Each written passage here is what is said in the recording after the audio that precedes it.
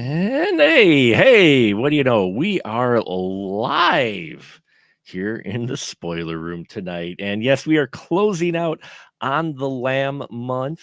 Hope you've been enjoying these films. They've definitely been some interesting picks to be sure. And tonight we are closing it out with 1998's you could probably say cult film, Dark City, a sci-fi film that does involve being on the lam, ladies and gentlemen.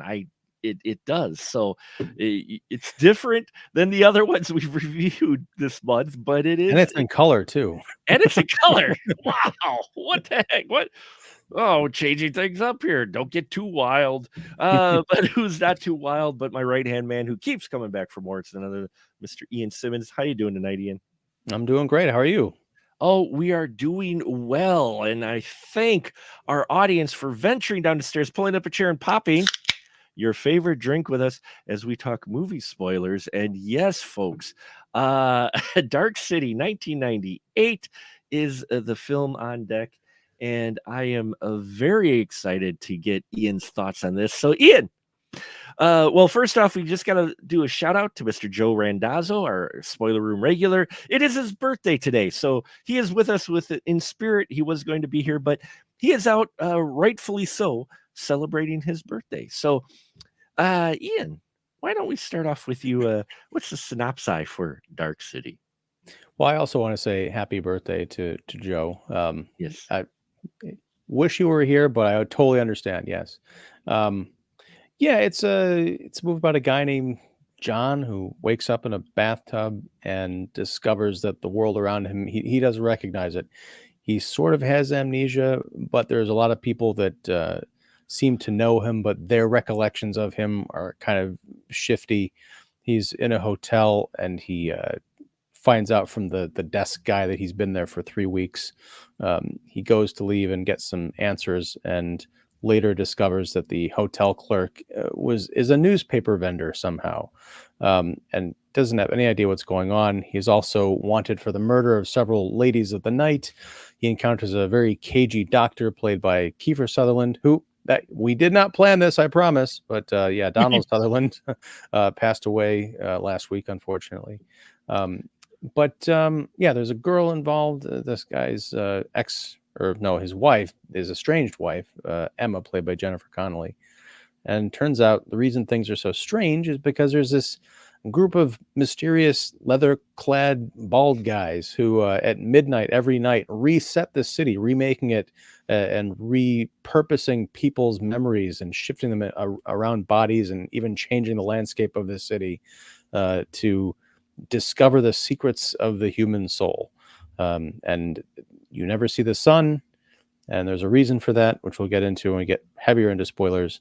And that is why it's called Dark City. Dark City. Yes. I know it's on Tubi and you can watch it streaming.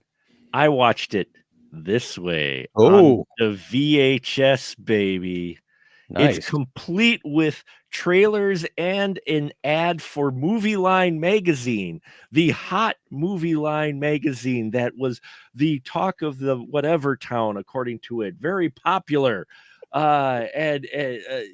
Yeah, so I love that, the talk of whatever town. That's you got to use that somewhere else. That's great. Yes, Dark City brought to us by the director of The Crow. And yeah, it's great because this has some wonderful quotes on the back. 2 thumbs up by Siskel and Ebert. Chi-Town represented there. Eye-popping visual feast, a frightening dream, and a dizzying trip.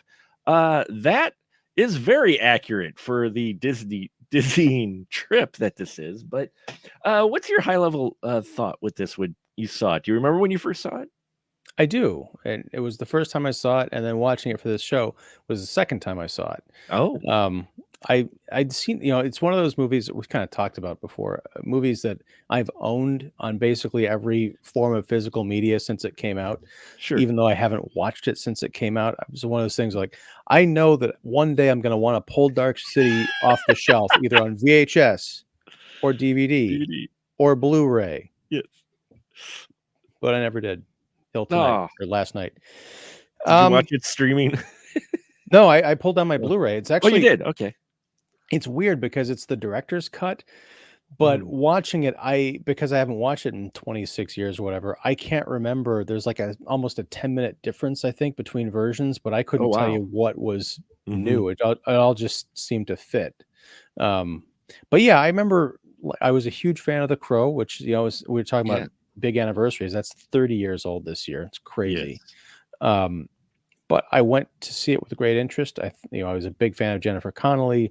I liked Kiefer Sutherland a lot. I dug the aesthetic and the idea of like the buildings moving around and stuff. But I remember being very disappointed ultimately in the end of the movie because even at the time I was like, these special effects when it's like they're blowing the mind waves at each other. I'm like, okay, you've got this really cool mystery that's been going on for, an hour and a half, and you resolve it all by people like blowing like air water waves at each other in space. And then watching it to, last night, it's strange because this is one of those movies I don't know if I can evaluate fairly because so many movies I've seen in the last, quarter century either unknowingly ripped off Dark City or they share these like crazy thematic elements and coincidences. Like a guy waking up in a bathtub in this like dirty bathroom. He has no idea how he got there and people are messing with them. That's the beginning of Saw. Um, Buildings being transformed in this like crazy, nightmare scenario. Everything's very dreamlike. That's Inception. It's like there's a whole big Sin City vibe watching this because like the kind of the classic cars with the sort of the modern day sensibility was everything looks like it's on a set. So I'm watching this like giant collage of things that I've seen in the last quarter century. I know a lot of this stuff came after Dark City, but I feel like Dark City never quite made it meld because watching this, I thought Alex Proyas and whoever his set designer was, and David Goyer co-wrote it along with Mhm. was it Lem Dobbs? Yeah, there's a lot of people. Yeah, they're very much. This felt very much like an aesthetic movie. Like we want to make a throwback to like the 1940s, but kind of make it a new thing, and that's always great. But especially the movies that we've been watching, the older films from this Mhm. year and years past, you realize that those movies aren't meant to be fetishized. They just were what they were. It's kind of like wanting to make a 1980s period piece and everyone's just like obsessed with like Nikes and Coca-Cola. There's no sense that people are actually living in this time period. Yeah. It's all the signifiers, right? And I Mhm. felt that kind of way about Dark City. Plus, Rufus Sewell, the main actor, I know him mostly from A Knight's Tale, where he was using his British Yes. accent. And this Yes. movie, I was distracted by that generic, flat, impossible to replace American accent that Brits do. I'm like, Yeah. what is this? The regionless American accent that a lot of British folks do, which is perfectly fine, but at the same time, once you've heard their British accents, it's just like the opposite way too when they do interviews with these actors that you've watched them in a lot of films and they've used their American accent for most of it, and suddenly you find out it's solid Australian or British or like Karen Gillan, Scottish. Like, she's got a heavy Scottish accent, so the first interview I saw with her after Doctor Who, I was like, "Whoa." So so you're right, Rufus Sewell, and the thing is, watching this film again, I'm like, "Man, if there's ever a film that I wouldn't mind almost seeing getting a little bit of a remake or maybe even Yes. a limited series," it's just because this film, watching it again, I appreciated it more than the first time because the first time, in '98, I was like 20, I was like 20 something then, late 20s, but still. So some of the concepts and stuff kind of flew over my head. I loved the visuals, didn't, and the story, I was like, huh. And watching it again, I got more of the story, but at the same time, I'm like, man, this could have been a limited series because they fly through concepts like you're on a freeway. I mean, there's ideas that come in and you're like, "Oh," and instead of getting kind of heady sci-fi, which normally, don't get me wrong, I like heady sci-fi, but I do like my action and stuff. But this film felt like it coulda used some of that heady sci-fi sci-fi almost, because the pacing, it's going to sound weird, was almost too quick. It was too quick, but it was also, like, really slow. I Mhm. think, part of it is, for me anyway, since I knew where it was all going, Right. I forgot that at one point I didn't know where it was all going, so I was more willing to go on this journey, but now that I knew it was all going, I'm like, "Okay, can we just move this along? I know it's gonna take an hour before we get into space, Jesus Christ."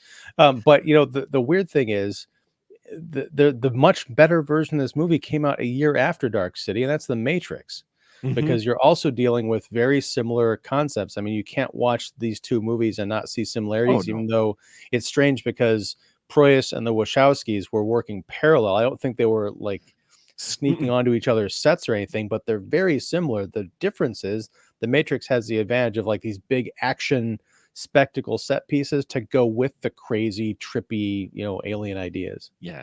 I mean, in Dark City almost is a touch of sci-fi noir in many Oh, ways. yeah. This is a noir film, and I'm not complaining about it. I enjoy Dark City quite a bit because I as I've always said on this show, I'm a big visual guy, and so I love all the concepts and the production design and everything that's in here, and the idea of, the strangers or whatever, I forgot what he calls them, the visitors, the alien guys. I loved all of the characters and the sets and everything about it. It's the story that is the thinnest in this film, where you would think a film like this with its concept would be thicker in story, more rich, but you touch on just barely introduce ideas before you move on.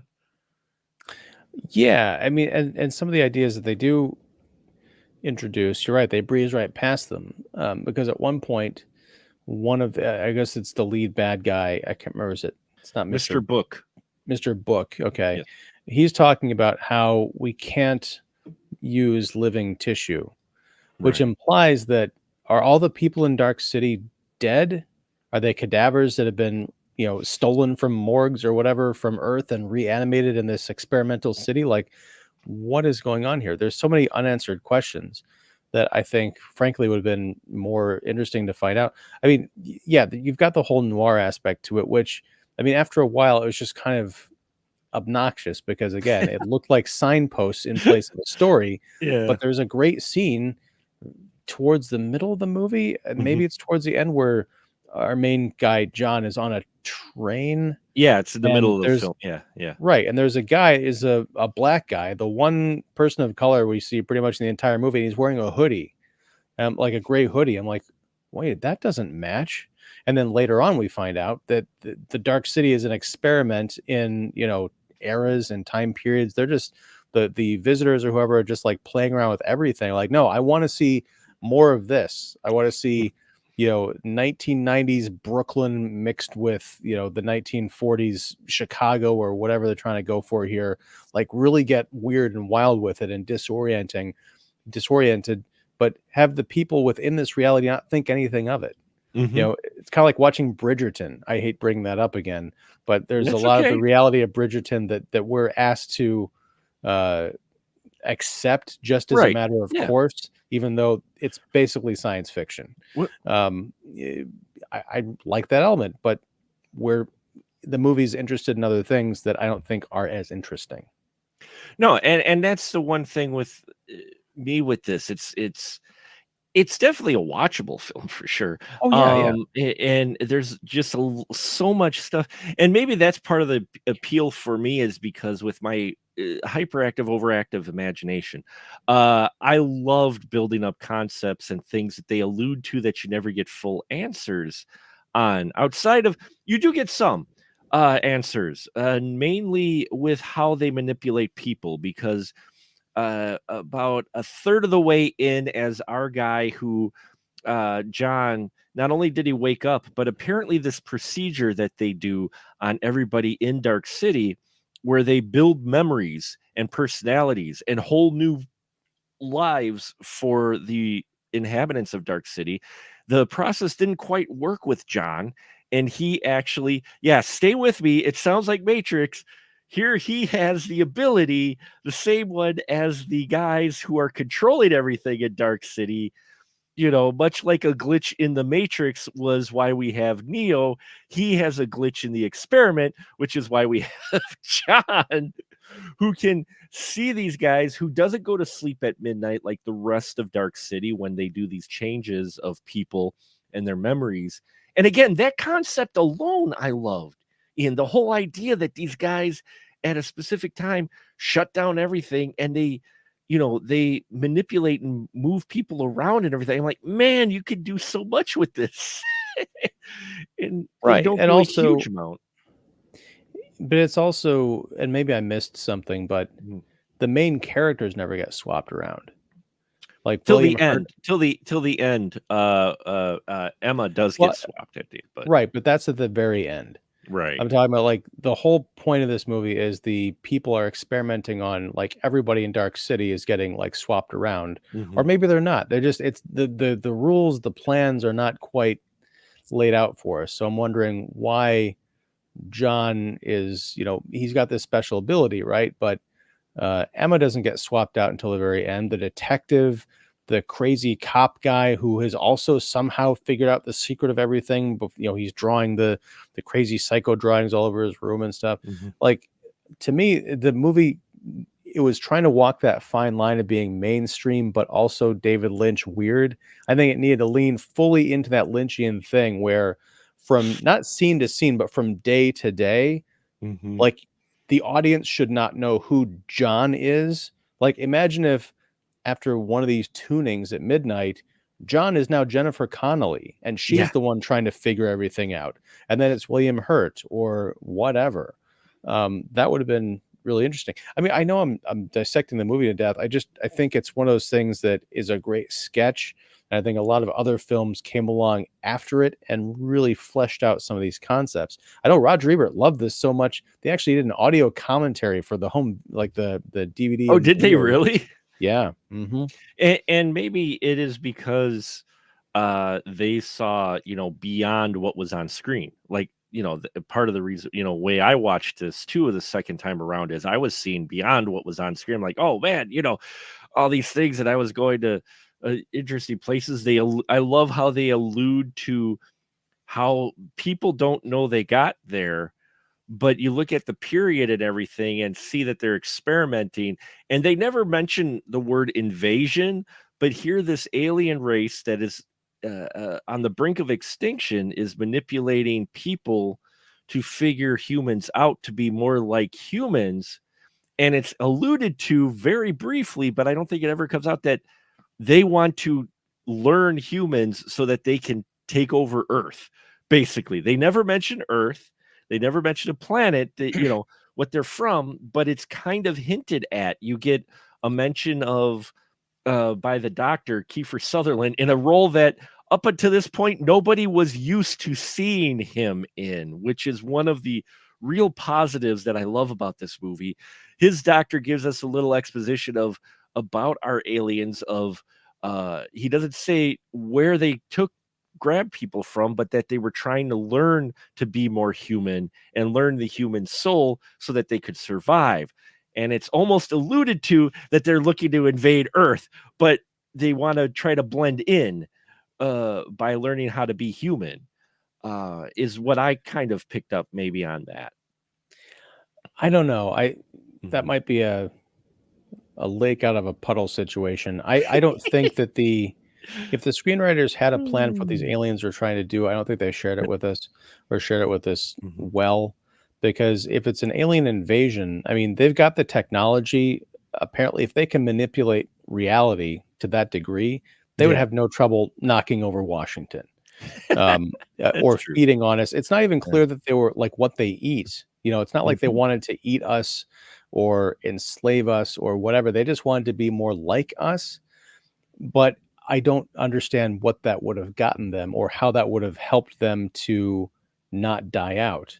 Mhm. Because if they have problems reproducing, then it would have been a completely a biological thing. Like, oh, Right. what is this sperm and egg thing, and what is that those little dribbly bits that goes in where? But these are like these weird squid things with teeth. They almost remind me of the Langoliers or something like that. Yeah. So I didn't get what, and people will say, well, it's more about the experience of watching. I'm like, no, this is science fiction, but it's all fiction and no science. It's presenting me again with a lot of cool visual signifiers. But when you step back after the roller coaster ride is over, you're like, oh, it was just an attraction. It's not meant to be taken seriously, but it is a cult film, so it has a following. So some people do, and I just can't. Well, and for me, like I said at the beginning, this film, there's very few where I wanted to get really deep, but this one, it's like I would have loved it to get explore deeper into things because again, all really cool stuff. Like these visitors, when they'd go to the surface, they were all pale white and that. Oh, one of the scarier ones played by Richard O'Brien. Yes, Riff Raff, uh, and of Rocky Horror fame. He plays, I guess you could say, the main bad guy. Uh, they are having trouble tracking down John because he's eluding them because he doesn't have to sleep when they put everybody else to sleep. So they're really having trouble shutting him down, which is probably why they didn't change Emma or the detective yet because they were trying to find him. So they decide, oh, well, what if we put all the memories that we had built John with into one of us? Which usually isn't supposed to work. It usually kills them, which we find out it doesn't work too well with them eventually. But they do insert this as well as the killer instinct into one of them, and he's called Mr. Hand. And he's a scary guy. I loved it. I enjoyed. I mean, compared to the other ones, I liked Richard in this role quite a bit. He was enjoying playing this guy who is just downright evil and a bit sadistic. I wonder how much of the studio interference got in with this going, yeah, we can't do that because there's a lot of stuff in here that you feel like it wants to really give you, but it doesn't. It goes flat and it keeps things shallow. Well, again, this is where I think the Matrix has the advantage, Mhm. and it's an unfair one. But we swim in the waters we swim in. I look at Mr. Han, and all I see is Mr. Smith. Right. He's the Yep. lead. He's the lead agent Mhm. who's trying to track down the the rogue virus, the rogue Mhm. entity, and wants to kind of understand him. He thinks he grasps him, but he doesn't quite, and that's sort of his undoing because he doesn't have that humanity, that fighting spirit. But I mean, but even the plan of like, okay, I don't doubt that you are probably correct. And the reason that the visitors did not change Jennifer Connelly's Emma character or the detective was they were trying to hone in on, like trap John or something like Mhm. that. But in that case, I mean, there's hundreds or thousands. I mean, we get a shot of this city It's at the end of huge. a giant spaceship. So there had to have been millions of these pale guys, which you can't really show probably because of budgetary constraints in 98.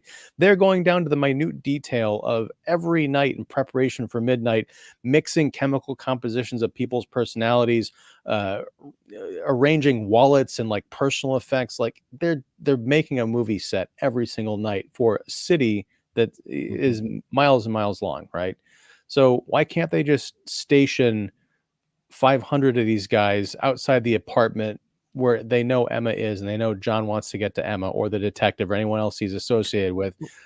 Even though it's this vast city, and that's one of my other problems with it, when we get a sense of the scale, it feels like the entire thing takes place within like 3 city blocks. Yeah, it does feel, given the scope of the city we see afterwards, it does feel a lot smaller. Though, they aren't changing everybody every night, they're just changing certain individuals, but again, we don't get into how they're chosen, they end up choosing certain individuals. One night, this person might be a poor person, and the next night, they're extremely rich. Um, and the motivation for who they pick isn't ever given, which I thought was interesting. I would have liked to see them answer that. This reminded me, I think it was, I'm trying to remember if it was either one of those back in the late 80s when we had the anthology TV shows like Amazing Stories and Alfred Hitchcock Presents came back, and even, uh, uh, Outer Limits and all that. I think it might have been an Alfred Hitchcock Presents one. There was an episode to where someone caught in between events to where they discovered there was this whole group of individuals, and I forgot if they were aliens or what, who basically go through the entire world and they replace things. It was the new Twilight Zone. The new Twilight. I remember that episode. That was the other one. That was the other one. Sorry, Twilight Zone. I knew there was one more anthology film I was forgetting, but there was that episode to where these people could see how these guys come in and swap out things like with almost the exact same thing, but it explained away like, why you're missing a sock or why you're missing this book or whatever, because occasionally they would miss something. And I remember that episode. This reminded me of that as well, but like you said, watching it now, I'm like, shit, I see The Matrix and especially Inception. This had to have influenced. This had to have influenced Nolan, because I'm watching this going, oh man, this got Inception written all over it. The memories and the manipulation of the world and that. I'm like, yeah. And I'm not saying that's a bad thing, but yeah, it is interesting watching this film and you see so many films that came after it in it. It had to have influenced folks going, oh, I could do that, but better. Well, what's really cool is like now, I mean, yeah, I'm kind of dumping on the movie, but it is worth watching. It is kind of a fascination, especially in the context of those movies that came later, because Inception came out 12 years after this, which means they were probably working on it 10 years after this. Right. And just you see this movie, and it's clearly like a lot of model work, a lot of early CGI. And then you see what they can do in Inception in 2010, where it's like photorealistic buildings and the earth is changing and all that stuff. It is amazing. It's evolution happening within like a comparative microsecond. Yeah, I mean the intentions of Dark City are good, I loved the 50s aesthetic that they used for everything. I liked that it wasn't like futuristic, like it was set during that time.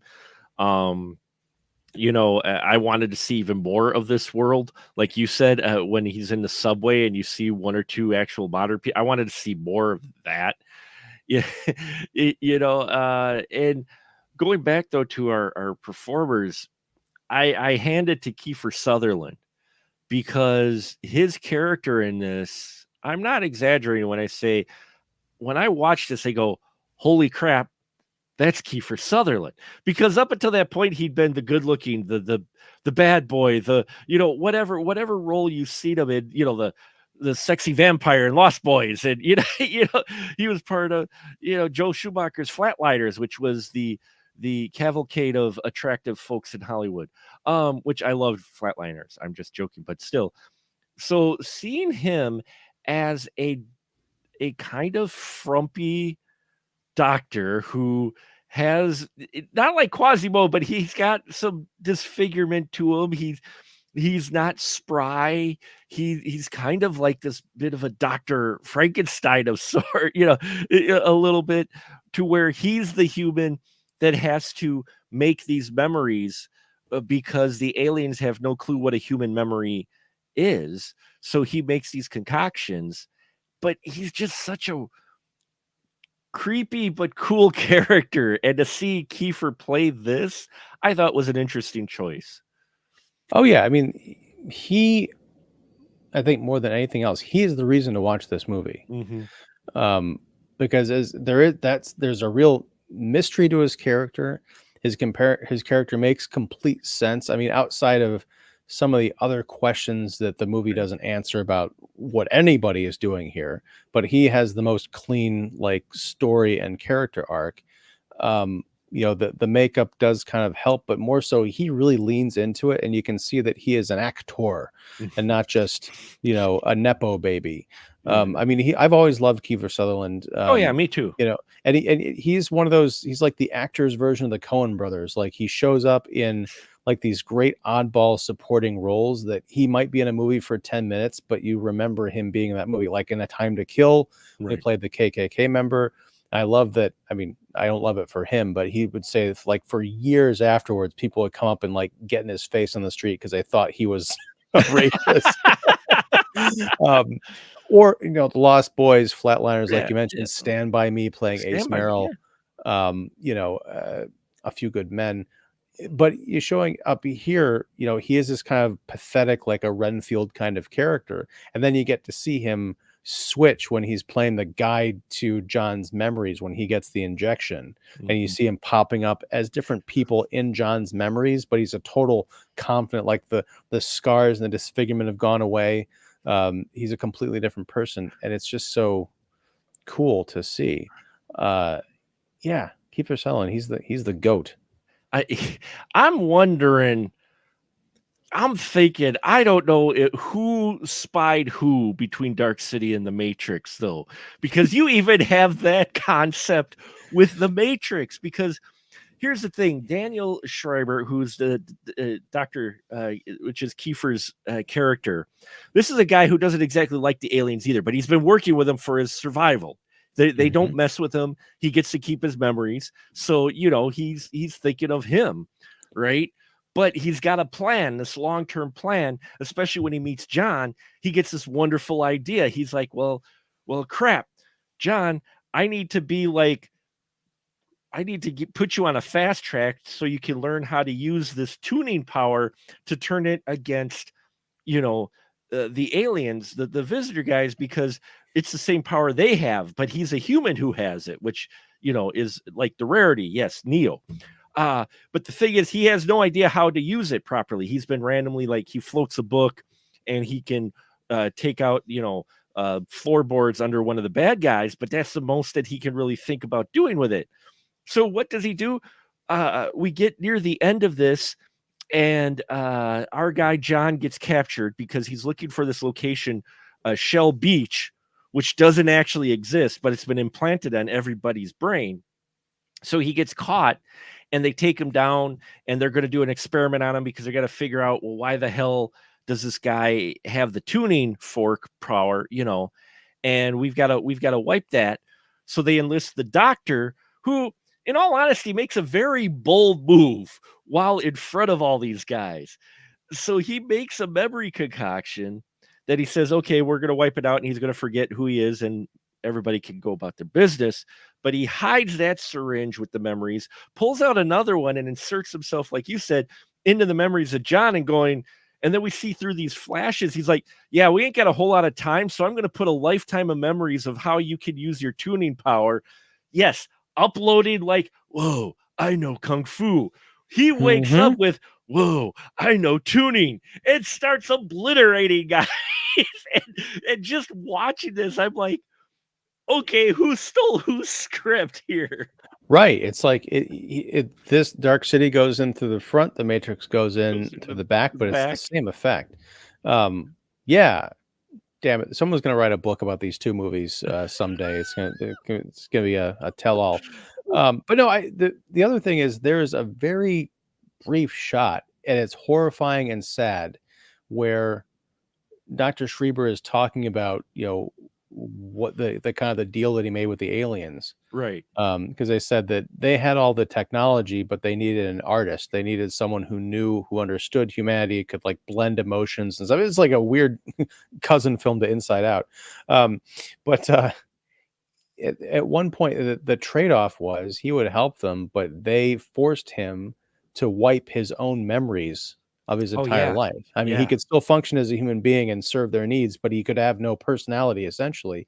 And there's that one scene that spoke of, I don't know if there were cut scenes or if it was always meant to be kind of this chilling mystery of all of the visitors surrounding him he's standing there about to put the syringe in his forehead, Yeah. and he's got cuts and he's bruised and battered. He's all fucked up. It looked like something out of Event Horizon.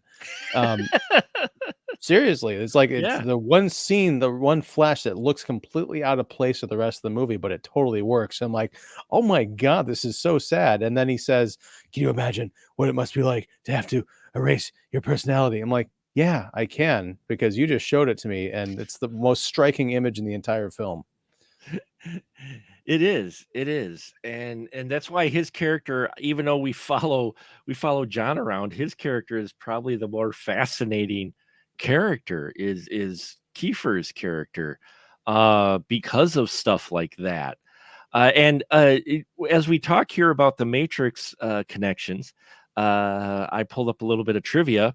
Uh-oh. So a number of pieces of the set, including those used for the rooftop chase, were sold to the production of The Matrix at the end of shooting. Hmm. Even more connections. And when you say bits of the set were sold, do you mean pages of the screenplay? Is that what you're referring I, to? I'm I'm wondering. I'm wondering if they use pages of the screenplay. And this is why this film moves like it does. It's got an average of about a cut every 2 seconds in this film. It's a 1.8 lot of seconds cuts. is the average. It's got the shortest average shot length of any film, according to trivia. I'm not sure how that's true. I'm not going to go through every film known to man and try to time cuts, but it does cut quite a bit. And I've got to ask, for the singing parts, how were the singing parts in the director's cut? Because you said you watched the director's cut. There were two songs, I Right. think, Hmm.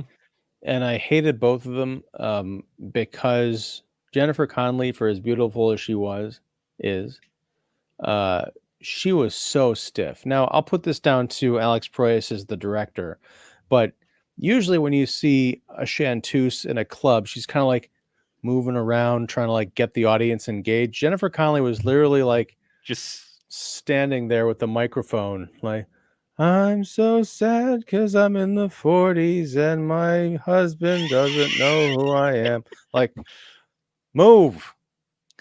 well, well, another bit of trivia that you brought that up was that her songs were actually sung by Anita Kelsey in the theatrical release, and she lip synced. But in the director's cut, it is her own voice. So you got to hear her own voice, and I got to hear the dub, which you could kind of tell it was dubbed a bit. But you are right; she was, for a nightclub singer, she was definitely stiff for a nightclub singer. Yeah. Now it's weird that you mentioned that because again, I saw the movie 26 years ago or whatever it was, so I don't remember there being a difference in the songs, but I do remember thinking watching it last night because it looked like it was Jennifer Connelly singing. Like, well, she's got a good voice. I mean, I didn't like the scene, but I thought the music was okay. And Oh, I thought, she sung it mhm. pretty well. And again, I don't want to bash on Jennifer Connelly because I don't think she was doing anything that she wasn't directed to do. But if it was Proyas's idea of like, yeah, just stand there and look really sad, I think there needed to be some contrast, like have a scene from earlier when she's like more into it and happy or something. Because I'm just like, I don't think a club would keep someone who's that, yeah, she's pretty and she's got a good voice, but just looking at her on stage, she's such a downer. Yeah. Yeah, she is. I mean, I like Conley too. I mean, she got some decent roles, and in here she's just not given a whole lot to really work without just be John's wife is what she Hmm. is throughout this whole thing. Apparently they really cut up Alex Proyas's script though, to what he had conceived. Uh, as well. So that's interesting that they what he had conceived and what they finally put the screenplay. The studio was like, yeah, no, we're not leaving so much open to interpretation. Uh, apparently, apparently he wanted to keep things a little more vague, but My goodness. yeah, I'm not sure on that. But I mean, for me, you could see how it's Proyas's influence though, as far as the aesthetic goes, because you put this next to Crow, they could almost be in the same world. Or strangely enough, Streets of Fire from 1984. Oh, Streets of Fire. There are some of the shots that are like on street level where you can almost see like the Mhm. train supports and everything, and the cops had the big dark coats with the brass buttons like they did in that movie. Yeah, this is like the next town over. Oh my gosh, was Tom Cody and Ellen Eamon the attackers? They were part of Dark City too. You barely saw the sunlight there in that movie except for the end fight scene. Well, see, there you go. I mean, how many movies actually took place in Dark City? Maybe The Crow took part in a Oh, place in the Dark City, because you never hardly ever see the sun in The Crow. I like this movie a lot more. They need to make a Dark City cinematic universe. Go back and just like film a few extra scenes to make like Dark City cuts of those movies to show how they're interconnected. Oh, that's brilliant. Damn it. The Dark City Cinematic Universe, the DCCU. There we go. Yeah, yeah, there we go. Everything's taking place on this huge platform, and it's being manipulated by these guys. Yeah, and throw Sin City in there. Why not? Oh yes, Sin Um, City. Yeah, which actually apparently some of its aesthetic in that borrowed from here.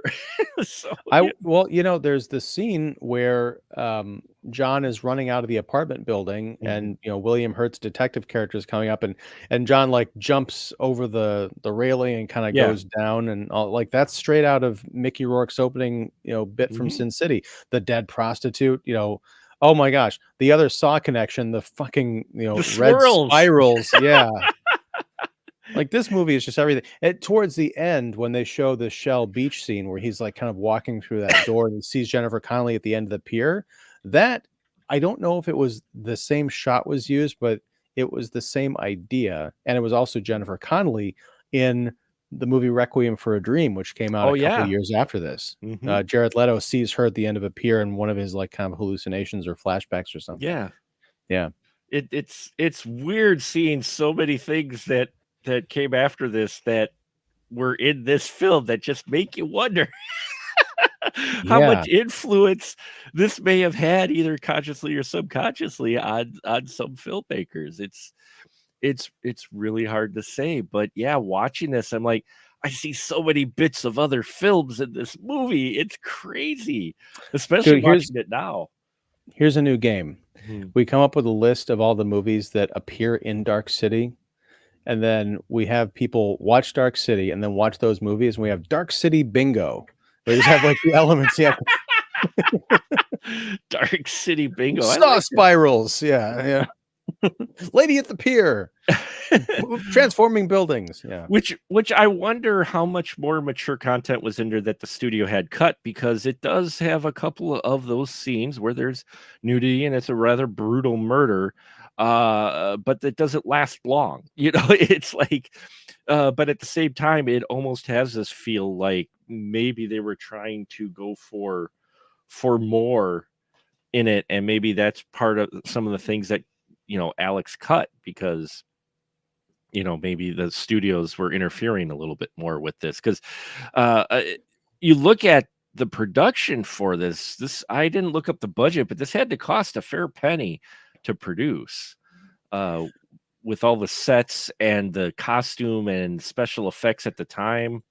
I mean, hell, just the automat. I mean, I thought that was a really cool set with all the little individual food compartments and stuff. But I mean, that looked like a real thing that they had built. It's funny because something I just thought of. I think it would have been if they were ever to remake Dark City, they could go at it from the angle of the WandaVision. Oh yeah. That was especially in the initial episodes, there were period pieces that were told straight, like the black and white 1950s Yep. sitcom or the 1970s sitcom or whatever, playing out straight. But then there'd be like these little weird cracks where the audience would be like, wait a second, something is wrong here. I think Dark City needed to go that route, like play it as a straight like 1940s noir crime drama, but then you in the background you see this weird looking Cenobite motherfucker like rearranging a picture or something, kind of like we were talking about that Twilight Zone episode, Yeah. and gradually you realize, oh, this is not even on Earth. And why is that guy? He's on a rail, like a San Francisco rail car, but then there's a guy wearing a hoodie and jeans. Like, this makes no sense. Yeah. No, it doesn't. Okay, here's a surprise. $27 million was the budget. In 1998, I mean, that's pretty hefty. In 98, that's yeah, I guess that would be kind of hefty. And it only made half its money back. So, but that's where this, folks, is the definition of a true cult film. This is what a cult film actually is. It doesn't declare itself a cult film before it ever comes out. It is a film that legitimately is released with a budget, which you can tell has some big intentions, flops, but gains a huge following later on in video rental and stream, whatever. It gains this huge following later on organically, not declaring itself a cult film before it's even released. Oh yeah. As I said, I think Ebert was a big champion of this movie. I think they might have even shown it at one of his. He has an annual film festival in Champaign, Illinois, every year. And I think they might have shown this one year.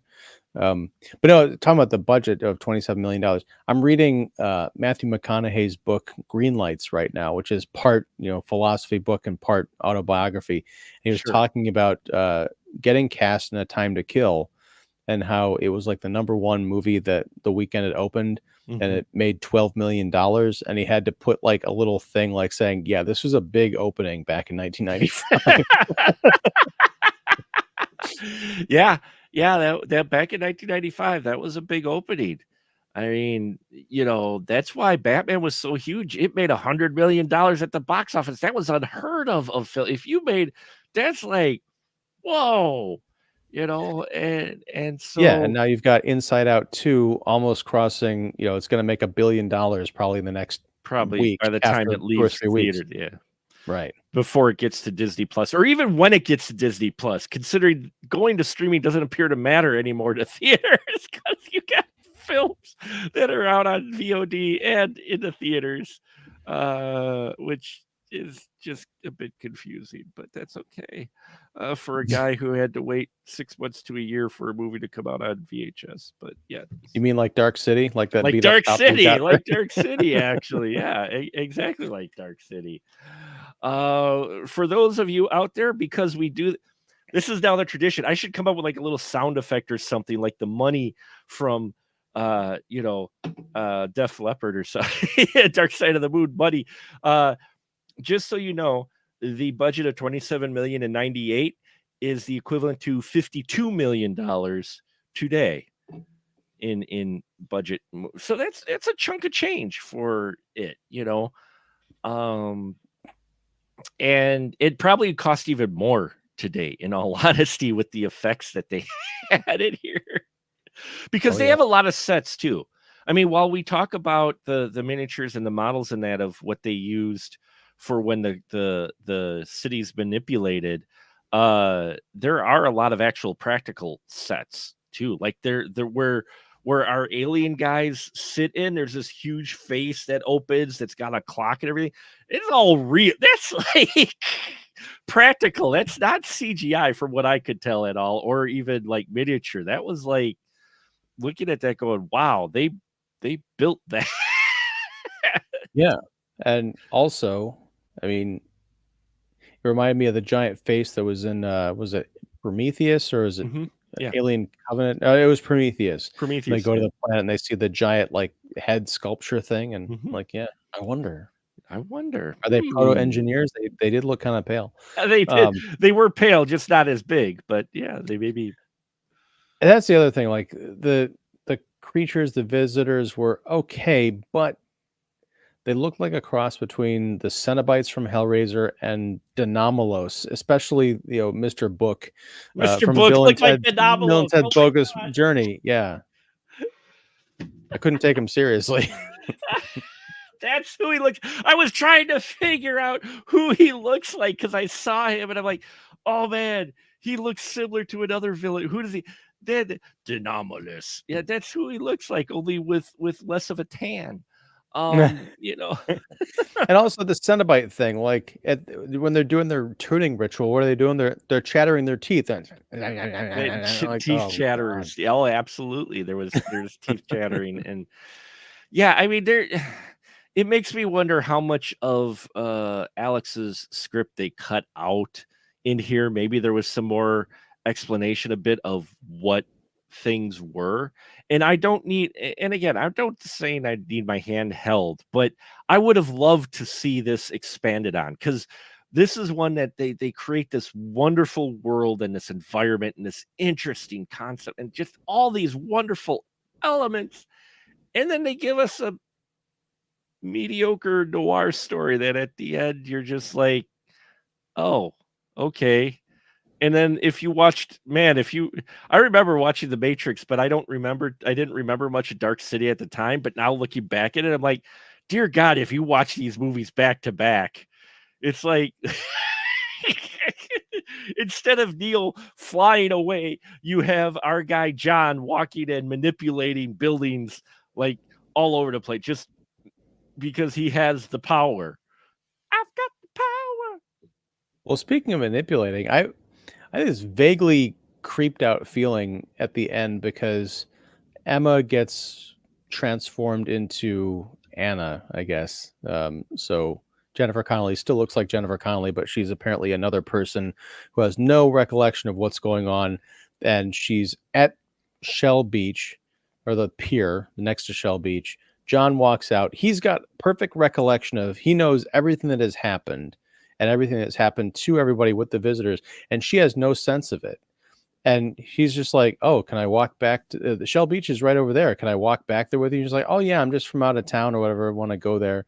So I guess get the feeling that he's going to try and like form the relationship that he's going to try and get back to the relationship that he doesn't even remember that was implanted anyway, but she has no idea. So it's like this weird manipulative thing. I'm sure it's all well intentioned, but it's like, I don't know what I'm quite getting at here, but it just seems like an unfair advantage to have someone Oh no, in a no, relationship. it is an unfair advantage, and she works at a movie theater. Let's not forget that she worked at a movie theater, old school movie theater, which made me want to go see a movie at it because it was like a '50s movie theater. Like, oh, I'd love to see a movie there, and yeah, yeah, it is. It is weird that him showing up and her having no memory of him, and he's like, "Hi, how are you?" You know, it's like, really? Yeah. That's where we're going with this, really?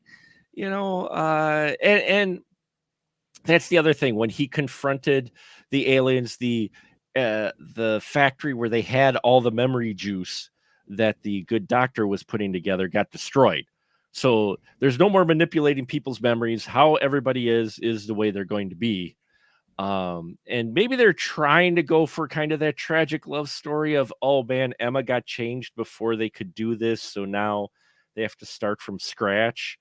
But I get what you're saying, and yeah, it's a little bit of an unfair advantage to him because he's like, oh, I bet you like flowers and roses, you know.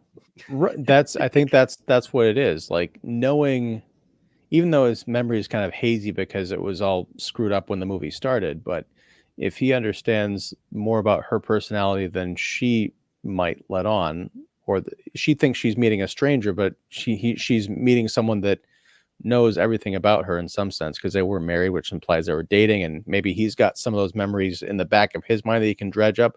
Like to your point, like what's your favorite flowers? Or I can get that for you. It's cheating.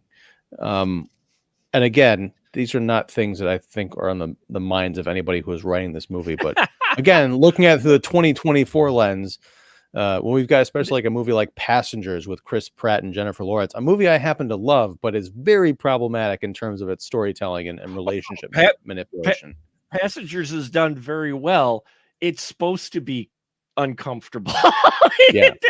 That movie is not intended not to be uncomfortable. You're supposed to go, um, yeah. Whereas in here, I think their intentions are good in that, oh, look, he can rediscover and rekindle their relationship all over again and have that experience once again of a, but this time not have it removed for, one another, for each other, and that. And maybe that's what they were kind of going for the happy ending, in that, hey, he gets a second chance with her. Because also remember, they dealt with the fact of, she cheated on him, I think, as Which well, again was and probably a manipulation by right, the I think it was I think if I mhm, remember, there was a manipulation by the aliens because they wanted to drive them apart and see if right. that would set him off to do, like, horrible things. Because I wanted to understand, like, murder or something. I don't know. Yeah, that was the whole thing, is they wanted to understand what would drive a man to kill people, and that was where John was, is that they gave him these memories, basically turning him into Jack the Ripper, uh, you know, uh, and playing off his motivation was because of jealousy, because he was wronged by his wife. And that was the memories that they had put together for John. And he had gone on a killing spree, apparently, of six ladies of the evening, before he woke up in the ice bath. Uh, because, yeah, I Well, don't know why they were going to change him, though, because they let him go for like 3 weeks.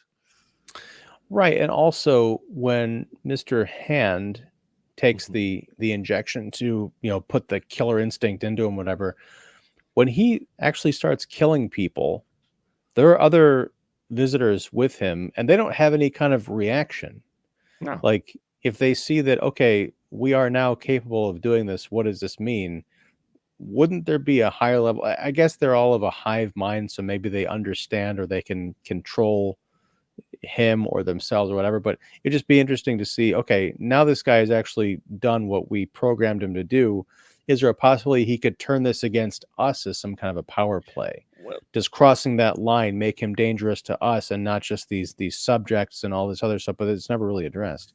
no, there is one scene where his buddies are a bit concerned by his behavior, but that was the most that they do with that. Again, one of the many ideas that happen and are never come back to, because yeah, he's gone rogue. He's gone Mr. Anderson. He's gone he this is the rogue, this is the rogue program, and he is delighting in killing people, and the rest of his crew are just kind of like, eh, dude, cut it back, man. What the hell?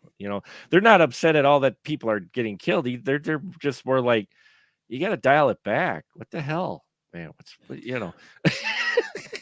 Right. But, do something with that. Have him decide, well, I've broken from the hive mind because I figured this aspect out of people that gives me an advantage over you. So this is my city now, or, whatever. Um, But they don't maybe John has to challenge. team up with the visitors to take down Mr. Smith or something like that, and they can all live in harmony and get delivered back to Earth or whatever. I'm still hung up on the idea. Wait, are all these people dead? It makes you wonder if everybody, because the memories that are mixed from were all taken from them when they were taken from, they don't say Earth, but obviously Earth. And they all their memories were taken and put into this juice that they do the concoctions of the memories with. So that's a good point. Are all of these people dead? Is this Plan 10 from outer space, to where they've, instead of resurrecting all the people like in Plan 9 and not having that work out, they've taken the dead people into their own planet? I mean, you know, eh, and, and here they're rebuilding these people, to learn from them so they can come down and enact Plan 11 of taking over the Earth. I don't know. Maybe. Here's our other corner of this new cinematic universe, Mark. Yeah. What other classic film involves stealing corpses to turning into alien life forms involving tuning forks? Oh, I know what you're talking about. I forgot the name of the movie, though. Phantasm. Thank you, Phantasm. Yes, that's right. The tuning fork. So yeah, we got Phantasm on this island. Who knows? Maybe this is where hell actually is for the Cenobites too, and their whole section of the Dark City is actually hell with, you know, Guy H.R. Geiger stairways and the diamond, you know, the the crystal in the middle and all of that. The Cenobites live here as well. We could just put all kinds of things in Dark City. Yeah. The tall man from Phantasm is just how the Cenobites or the visitors dress up when they want to go relate to people. That's right. That's right. Yeah, I'm digging this. Oh man, now I want to see a Phantasm versus Hellraiser movie. Oh man, with the balls in that. Oh yeah. The ball's shooting chains out. There you go. Yeah. Yeah. Oh, that's yeah, that's the tagline. The real ball and chain. The real ball and Um, chain. There you go. There's your tagline. So Dark City, I can see why it's got a cult following. It influenced a lot of things. You know, you could tell it's made by the same person who brought you The Crow. It's just it really could have used some more tailoring, or maybe it got too much tailoring, and that is the problem, is that they tailored it too much to mainstream rather than, as Ian, you put it perfectly, leaned into the Lynchian angle that this really feels like it wants to be in many respects. You get some wild palms going on here or something. you know. I've had some wild palms watching other Jennifer Connelly movies, but I don't think that's what Well, you're talking about. no, I'm not talking about the one famous scene. No. But Okay. we are talking Dark City, or have talked Dark City. Hope you've enjoyed this conversation. I'd say seek it out. Um again, it's breezy with as many cuts and such. The film for the most part moves. It's visually interesting, especially for the time it came out. I would honestly love to see this be remade into a Yeah. limited series.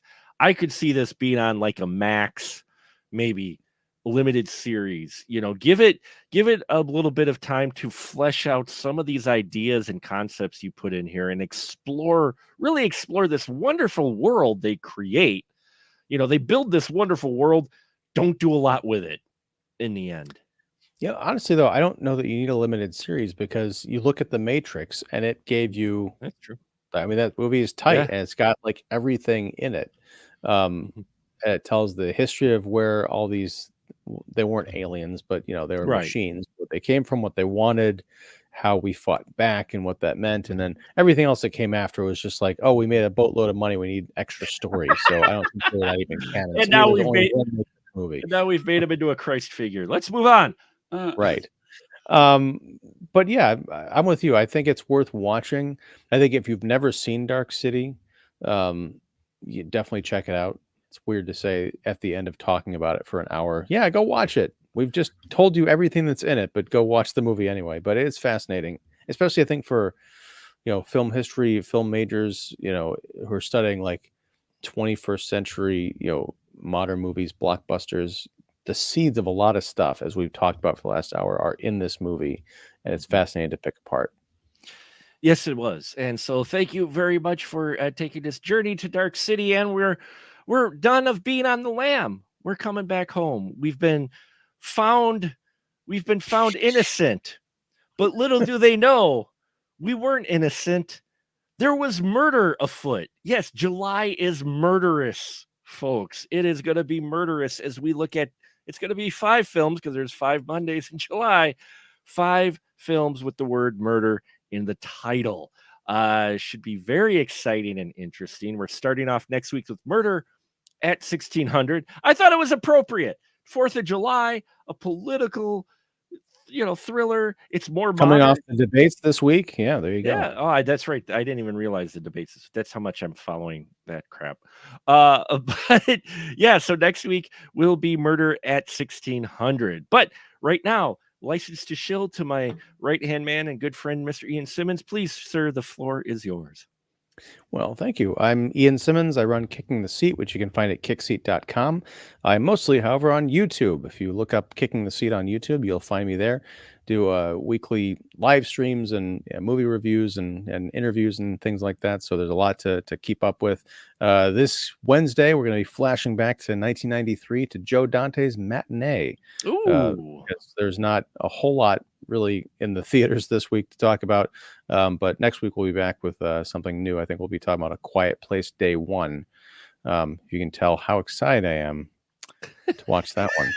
But yeah, check it out, like, subscribe, and all that good stuff. And I'm also here every Monday just about talking movies with Mark. One of my favorite things to do in life, and I'm not even exaggerating.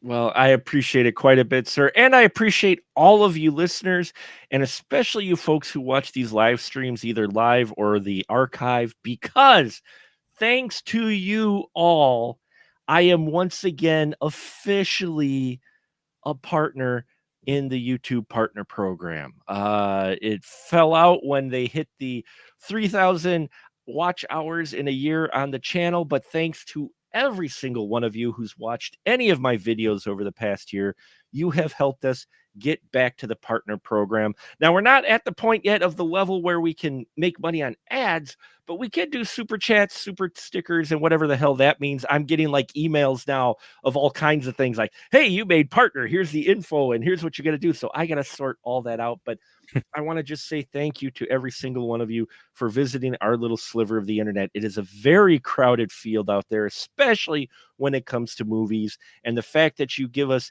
any consideration or listen to whatsoever means a lot to me. And as well as my guests like Mr. Ian Simmons and Joe Randazzo and so many people we've had on our spoiler room shows. Thank you all for your continued support. We still got a lot of great shows coming. The Murderous Month, I'm so looking forward to, because we're going to have Murders at the Zoo. We're going to have Murders in Rue Morgue, Murder at 1600, Blue Murder at St. Trinina's, which is actually the second film in a series. I didn't even realize that. And also Murder by Death. So we got a variety of different films coming up in July. So hope you're sticking around for that. Plus, there'll be a live stream for our 18th anniversary on YouTube, all kinds of things. So stick around, subscribe, tell your friends, and have your friends tell their friends. We thank you all. And until next time, remember, good night. Have a good night, all.